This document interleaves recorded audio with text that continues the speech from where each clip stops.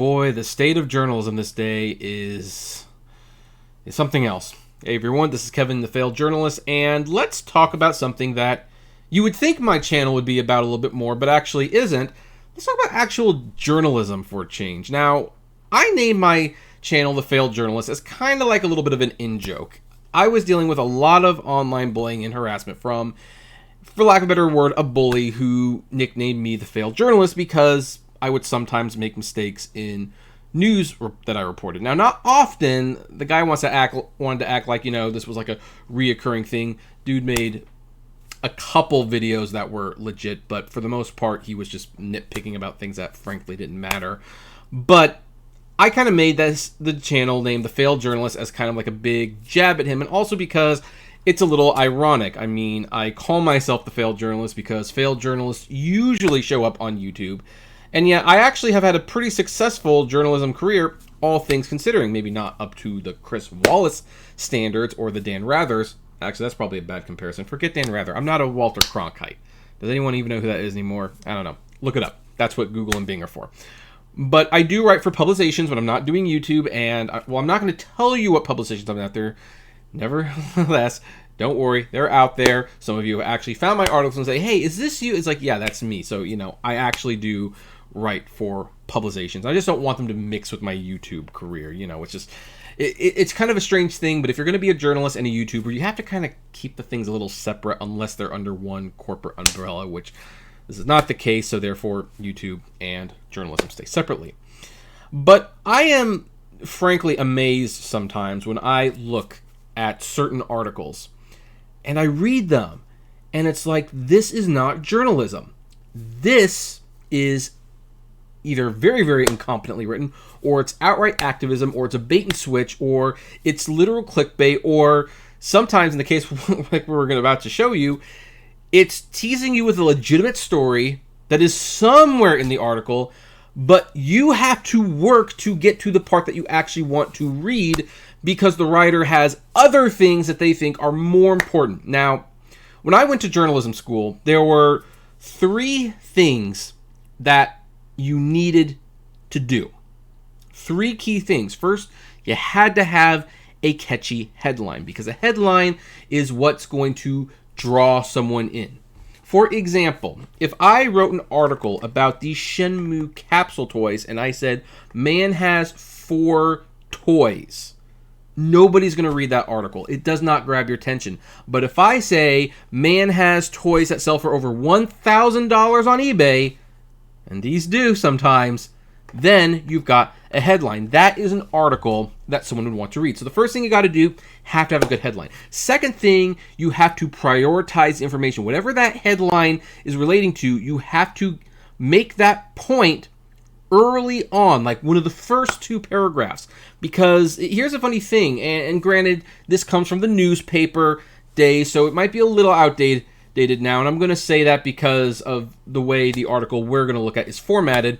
You have to put the important information front and center. So you put the information in the first 2 paragraphs, and then you can fill in the rest of the little details, just in case someone just wants the pure information.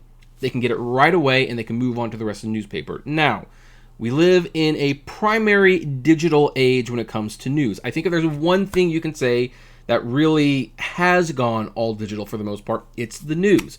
Yeah, there's still newspapers out there, but trust me, they're not going to be around in probably 10 years. Once a certain population of the world is officially gone, newspapers are going to completely cease publication, and it will all be digital because news is pretty disposable for a lot of people, and it was back then. It's the same way it is now.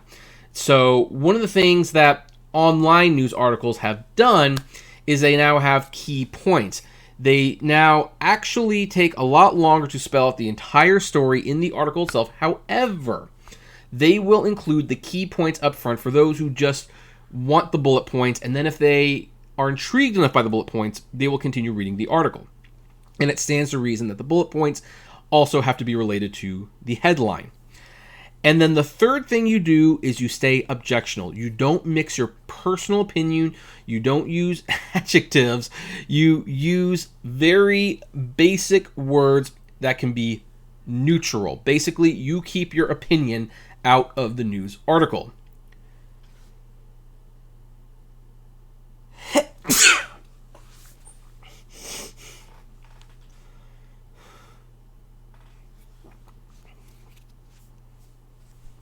And there's a bunch of other little rules in journalism as well, but let's take those 3 basic rules. These are the rules that all journalists learn when they go to school. Trust me, I went to school for journalism. Maybe I didn't quite graduate, but I got pretty far, and I did ace all my journalism classes, all my English courses. And let's see how an article that really caught my eye, and I normally would have made a video about the article itself, but the article was so poorly written from a journalistic perspective that I decided to make the video about the article itself, which is, of course, even though it's not one of the top 3 things, I think it's an unspoken rule that if someone's reading the article for something other than the news story that they're supposed to be reading the article for, you have probably failed miserably, and that is this article. Now, let's get the one really good thing they did out of the way. They have a catchy headline here. Harry Potter could make HBO Max a streaming giant, but J.K. Rowling and a deal with NBC stand in the way. That is a great headline. It's intriguing. You want to know what that deal is because here's the thing. You probably, if you are a Potterhead, you want Harry Potter. You want some more Harry Potter content. And HBO Max has long been rumored that they want to make a series. And in fact, inside sources from other YouTubers who have sources at Warner Brothers say that, yes, they are actively working on this. And this is going to be a thing. But was there something in a deal with NBC that might prevent that from happening? Well, okay, there's a lot here to unpack, and we want to find out more about the story. Now, before I go any further, I do want to mention something. It's unfortunately a little sticky situation we have to bring up whenever you talk about J.K. Rowling, and that is that she is in a lot of fire with people on Twitter, and then she is not on fire with people who are not on Twitter. I'm sorry if you don't like it that way. And therefore, I am not going to comment on the problems with J.K. Rowling outside of what's in the article, because I think the allegations would get in the way of this video, kind of like how they get in the way of the article itself. And what do I mean by that? Well, let's look at the bullet points, because keep in mind, the bullet points for the online version, this is the first 2-paragraph rule, kind of like how newspapers had this thing where you had to get the most essential information to the reader in the first couple paragraphs to ensure that they got the information they needed and then they could move on if they wanted to. So too are the key points supposed to be that for the online publication. So what are the 3 key points? The first key point, in the last 2 years, author J.K. Rowling has faced public backlash for comments she made on social media about transgender men and women. Key point number 2. Rowling's comments, which first surfaced in 2019, have been met with harsh criticism from those who once embraced her and her work, LGBTQ groups like GLAAD, and even the very actors that brought her work to life. Key point number 3. In the wake of tweets published in June 2020, both Rowling's book sales and those of other Harry Potter books have suffered. Okay, so those are the key points. Now, the key points are that J.K. Rowling has faced backlash for her tweets, her comments, which first surfaced in 2019, they have been met with harsh criticism from LGBT activists and even her actors. And the third point is, in the wake of the tweets published, J.K. Rowling's book sales have suffered. So those are the 3 key points. Now, I kind of brushed away from the headline for a minute, because if you kind of forgot what the headline was, think for a minute, what would you be thinking the headline was going to be? Like, maybe the rise and fall of J.K. Rowling, maybe J.K. Rowling continues to suffer financially, still a lot of tension about J.K. Rowling's tweets. No, the headline is Harry Potter could make an HBO Max streaming giant. But there's a problem with NBC and a deal that she might have made that might prevent that. Now, again, this is why we're kind of glossing over some of these points, because here's the thing. Okay, Rowling has faced backlash for her social media tweets. activists and her actors are distancing themselves from her, and her sales are suffering. What does that have to do with HBO Max and a potential deal being infringed because of a previous deal that NBC made with her? What do any of these points have to make with that headline? Nothing. Absolutely nothing. If you looked at this headline and you looked at those 3 points, there is such a disconnect. Such a disconnect between what is drawing someone into the article based on what the article is giving us so far. But again, this key point thing is a fairly recent rule in journalism, and it's primary for online. Maybe this article was written for the newspapers first, and the first 2 paragraphs will, in fact, get to the heart of the topic. Because, hey, here's the thing. Again, I'm a Harry Potter fan, and I am curious if they can't make an HBO Max series because of NBC. Well, what is that reason? Keep in mind, this headline is the reason I have started to read this particular article. So let's go down a little bit more. So, Warner Media owns the rights to one of the most powerful franchises in the world. Okay, so it sounds like we're starting off with HBO Max. This is good. But a series of controversial statements from the woman who created it threatens to tarnish the brand irrevocably. Okay. Nothing to do with NBC. We're talking about J.K. Rowling's personal life. Again, the article is supposedly not about this. Let's continue. The Harry Potter books have been a commercial success since they were first published in 1997, and they become a key part of the cultural zeitgeist over the last 2 decades. Yeah, that's great. Let me tell you something. As someone who went to journalism school, this is something you would say for at the end. This is a tidbit about Harry Potter. This is not about the main topic. You can put this at the end when people are reading the whole thing and they're starting to tune out near the end. These remarks have turned the very people who were once inspired by the Harry Potter novels and films against Rowling, leading to a temporary dip in book sales and threats of boycotts against future content.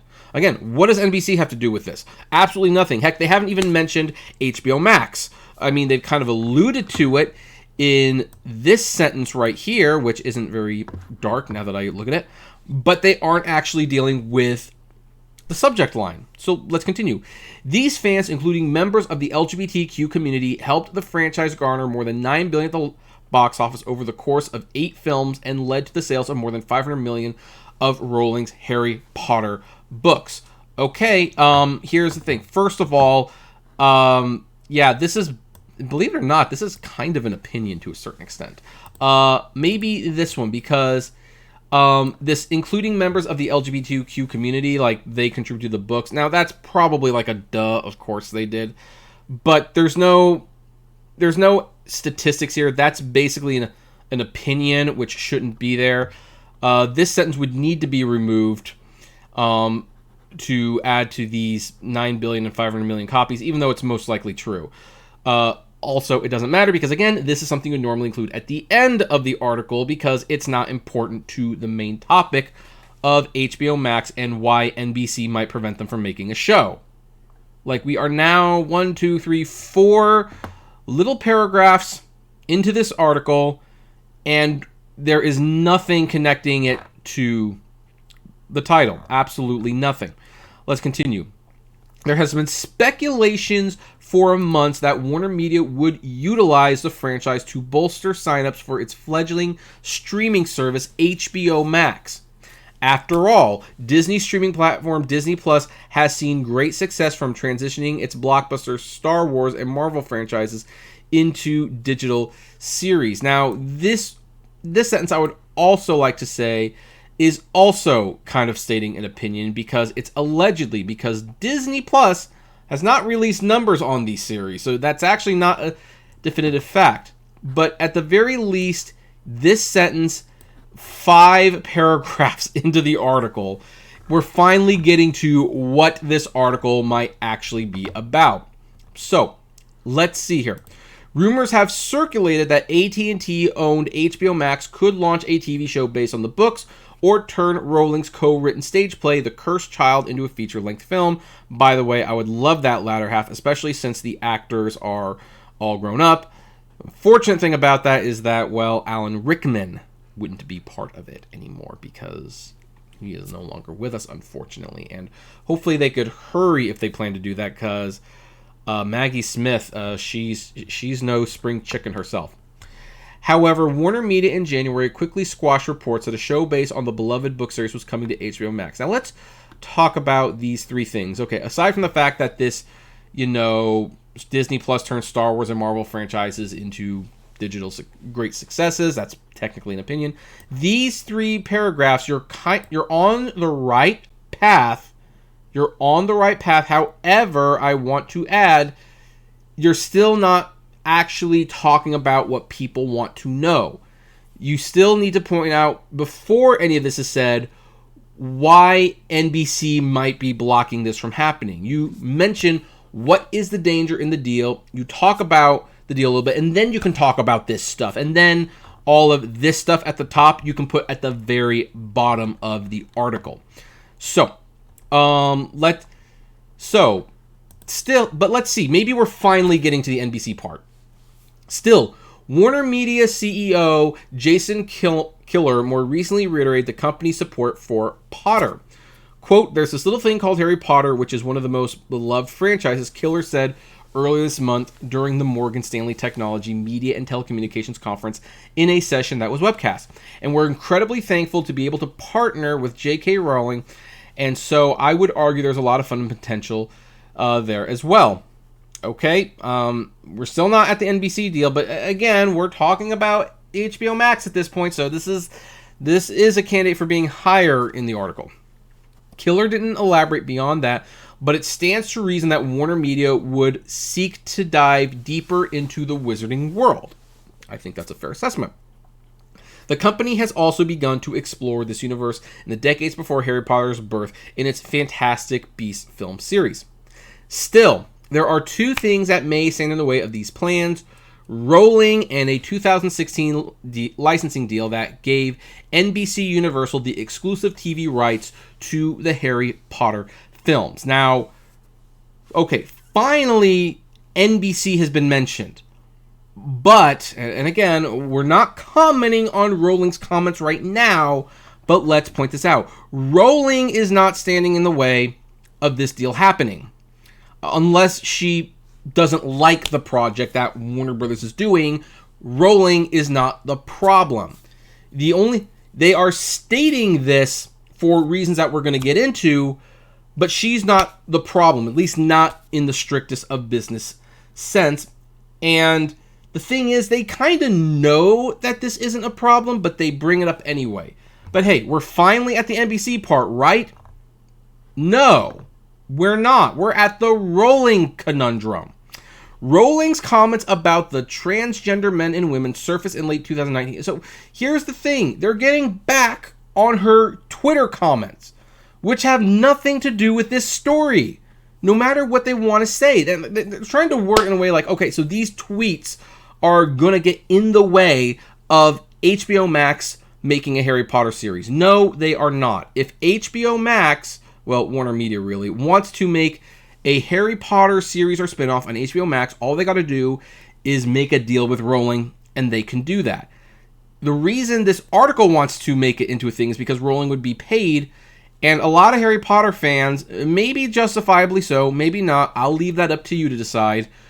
Basically, they want more Harry Potter. They just don't want Rowling to get paid for it, which I hate to tell you is not going to happen. Now, that's a conundrum if you're a fan. That is not a conundrum if you are a business. The Harry Potter movies and books continue to sell extraordinarily well. Even the second Fantastic Beasts movies, which was technically a flop at the box office, more than made its money back through digital sales and DVD and Blu-ray. Heck, I bought the Blu-ray 3D of it, and I didn't even like that movie just because it's part of a series. Now, we're going to skim over this because here's the thing. They go into paragraph after paragraph of what the problem with Rowling's social media posts is. Again, this has nothing to do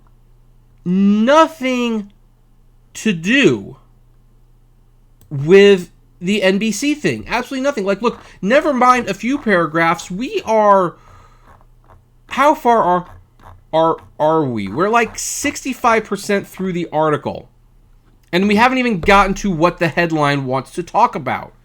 You are reading literal activist words, activist opinions, talking about a subject that people did not click this article to read. You want to know what they want to read? They want to read about this. They did not click to read about this. And again, I'm not saying you shouldn't have feelings about this.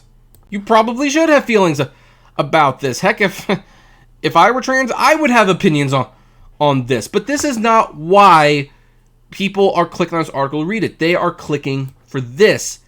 And they have only barely hinted to what this is. So let's go back down to here, the financial cost.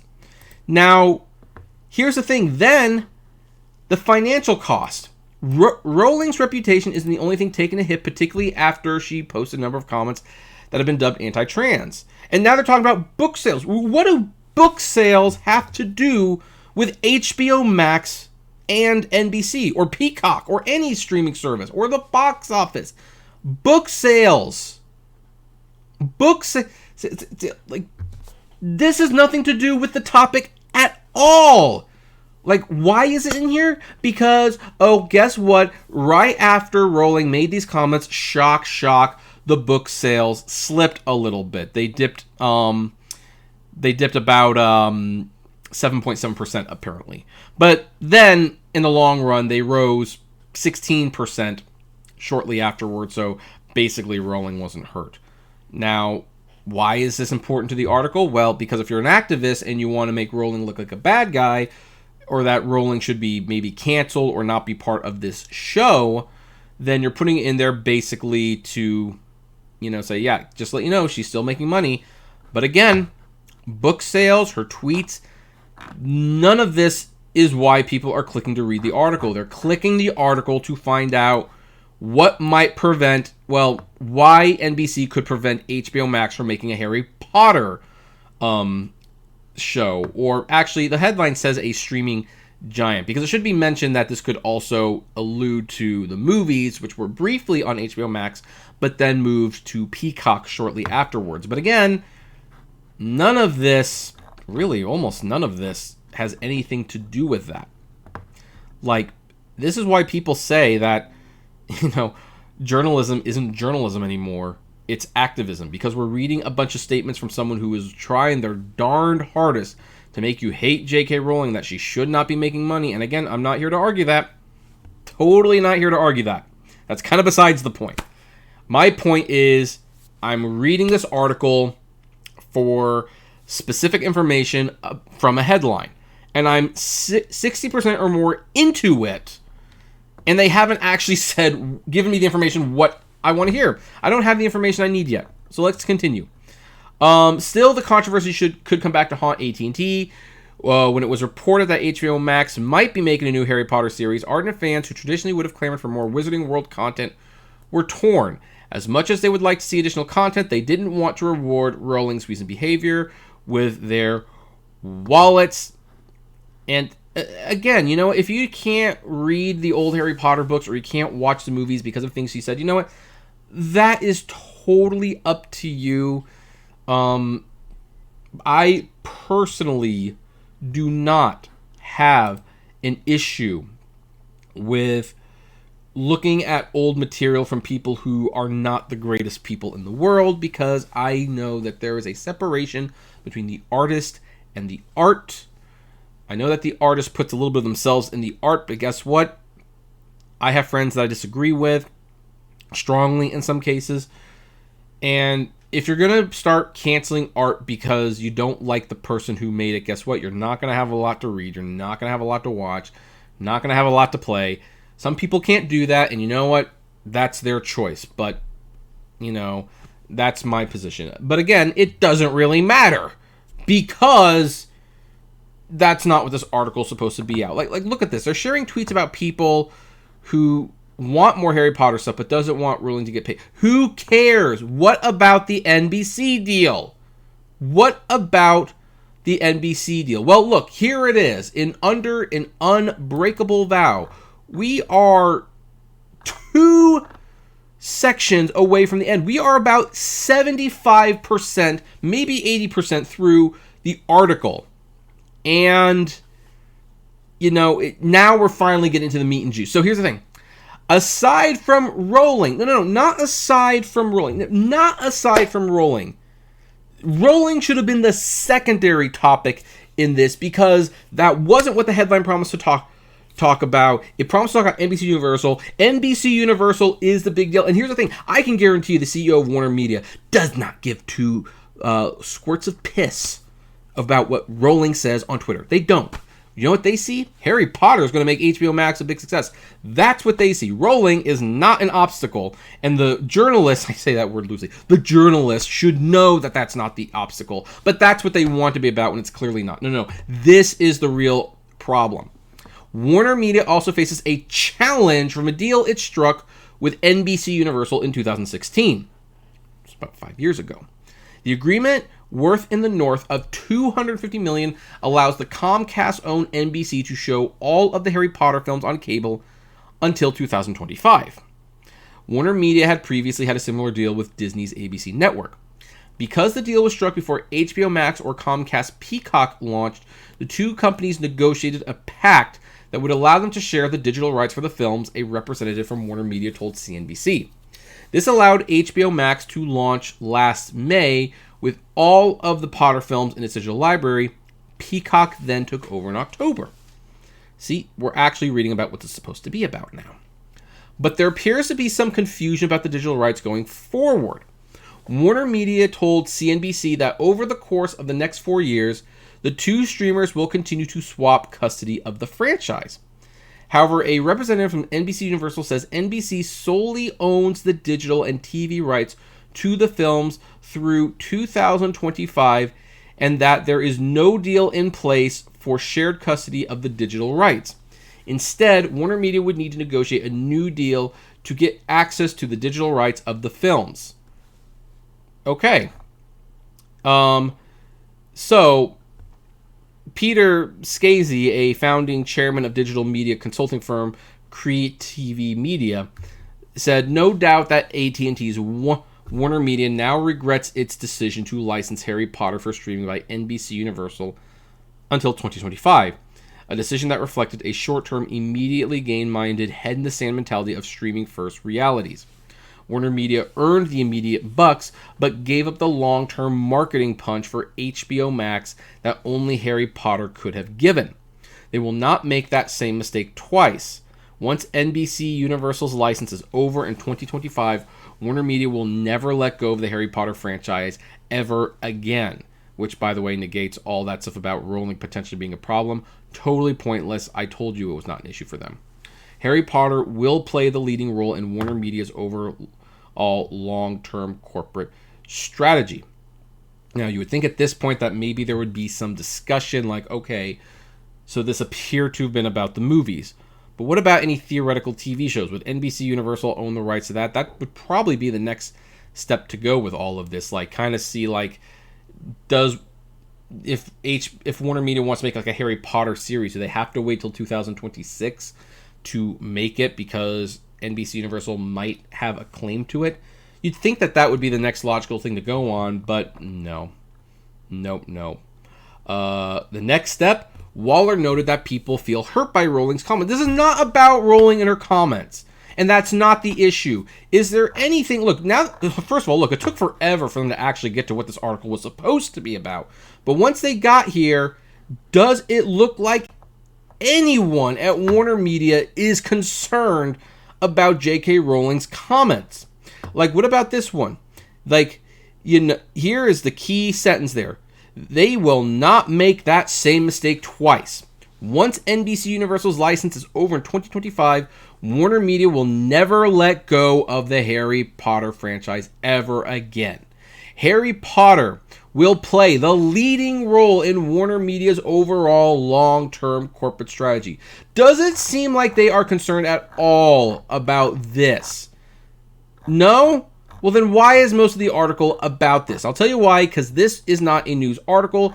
This is an opinion piece disguised as news. Like, do they even say anything else? No, the rest of this is about fans not wanting J.K. Rowling to get royalties from new Harry Potter stuff, or even the current Harry Potter stuff. You know what? That doesn't matter, because that's not what this article was about. This article was supposed to be about whether Harry Potter could make HBO streaming giant, but why NBC stood the way. So here's how you restructure the article. First of all, you change these bullet points, or at the very least, you combine all three of them into one bullet point, and it's the third bullet point. The first bullet point is that a deal that Warner Media made with NBC Universal in 2016 prevents them from outright owning the rights to the streaming movies until 2025. The second bullet point is it is unclear whether or not this deal extends to any potential TV series, and there appears to be no shared custody of the movies.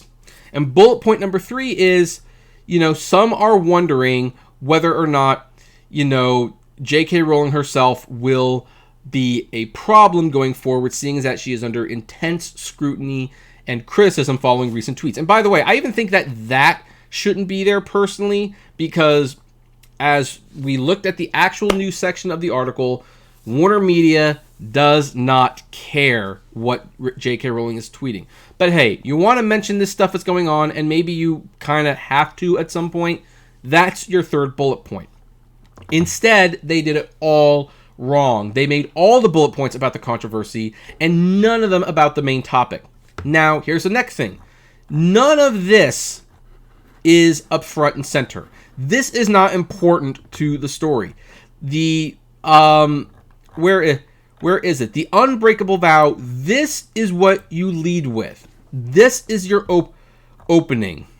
Then you can talk about, the financial cost, because yes, there was a dip in the book sale, so would Harry Potter be as beneficial to streaming as possible? Then you mention why there's a financial cost, and it's because of these tweets. And then at the very, very end, you mention that fans might not watch the series because they just don't want to support new Harry Potter content if J.K. Rowling is going to get paid. That is how you structure the article.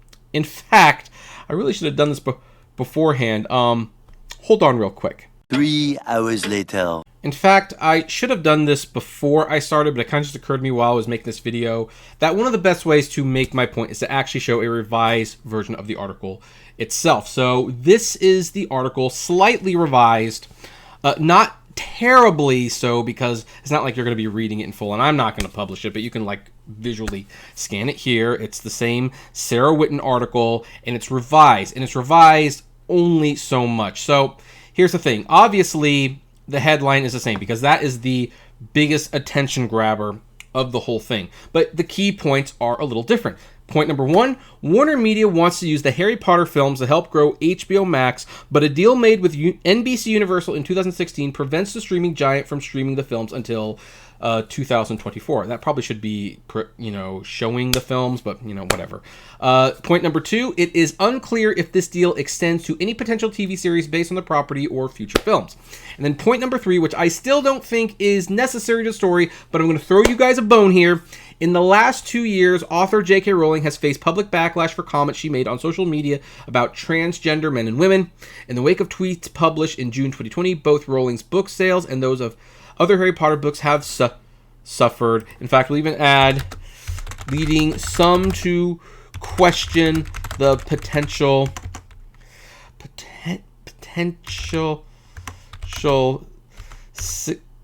success of a proposed series. Let's add TV series just to be on the safe side. So look, those are your new 3 main 3 bullet points. And you know what? They're giving people the basic information, but only enough so that if they can know kind of what's going on. If they want to find out more, they can read the articles. Now, when we go to the first paragraph, I have actually moved the paragraphs near the end to the front.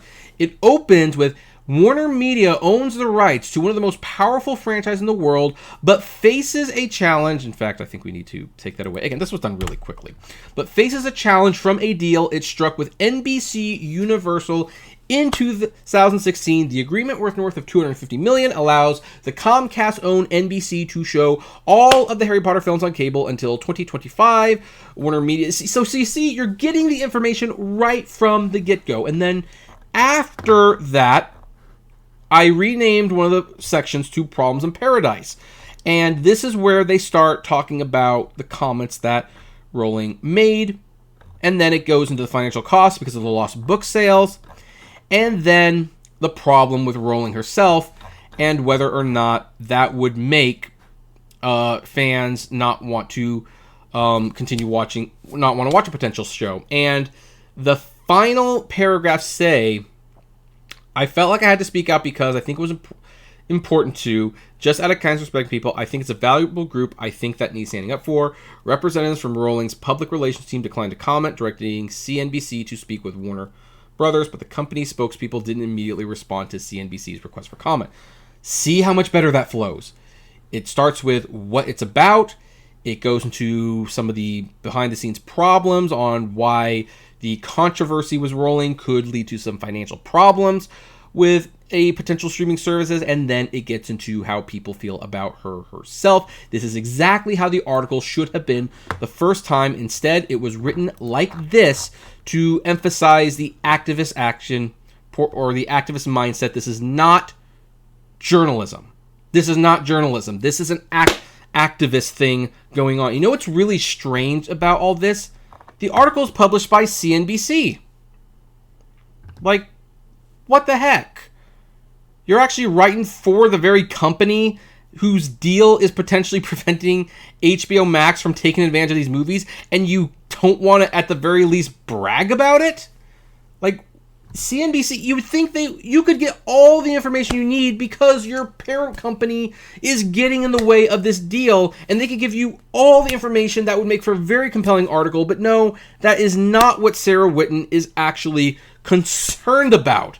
Sarah Whitten is concerned about this activist stuff. And again, I'm not going to get into it, but I am going to say I understand why trans people are upset with her, and I'm saying some people are probably very justified in being upset with her.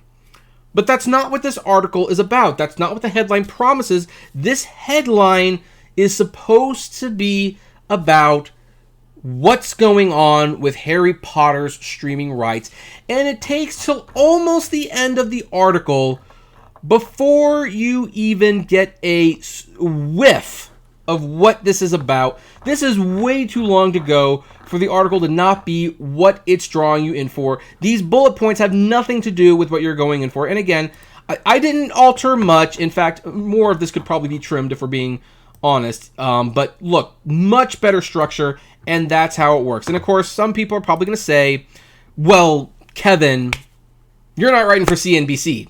She is. Her editors approved this. Yeah, you know what? That's bad on the editors. I mean, because here's the thing. Sarah Whitten, who, I don't know what she's going to think about this if she sees it, but, you know, she probably had her heart in the best of intention. This is where the editor steps in and says, this is not what the article's about. You need to restructure it like this. We're not here to be activists. We're here to be journalists. Or, to also play devil's advocate on Sarah's side, maybe this wasn't really an article about NBC stopping HBO Max from using Harry Potter in their streaming service. Maybe she did write an article about trans rights activists, but the editor said, you know what? People have talked about this situation already, so we're going to scrap it. However, there's this little bit of a new information about, you know, what's going on with the streaming rights. You know, throw that in there, and then you can have a good article. And so she changed the headline. She put it in there to make her boss happy. But ultimately, it's not what she really wanted to write about. I would actually be very curious in talking to her and trying to find out what was going through her head when this article was being written. But, that said, I just think this is really shoddy journalism. I think it's totally shoddy, and I just felt passionate enough to talk about it. Otherwise, I probably would have talked about this topic, but this article is just so poorly written, I felt like I had to point out what a real failed journalist looks like. And unfortunately, this is someone who has a job in journalism and didn't follow any of the basic rules of journalism. But anyway, I would like to know what you think about all of this. Who knows, maybe you don't even care, but what do you think about all of this? Do you agree? Do you disagree? How would you have written the article? Maybe you wouldn't have changed the article, and if you weren't going to change the article, why? Why wouldn't you have changed the article? I would love to know. Comment below, like, favorite, share, subscribe, and as always, blame responsibly. Have a good one.